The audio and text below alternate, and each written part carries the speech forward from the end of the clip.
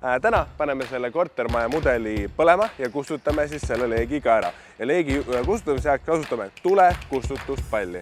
See on väga sarnane pulberkustutiga, et meil on sama keemilised ühendid siin sees, aga toimivad natukene teistmoodi.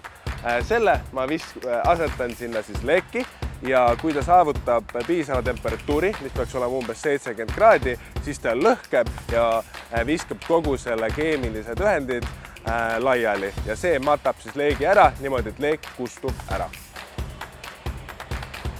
Ja nüüd panen tulekustutuspalli sisse. Ja nagu näha, siis leek on täiesti ära kustunud, see tulekustutuspall lendas siis laiali, viskas kemikaalid täpselt niimoodi, et mattis kogu leegi ära ja enam ei saanudki põlemist toimuda.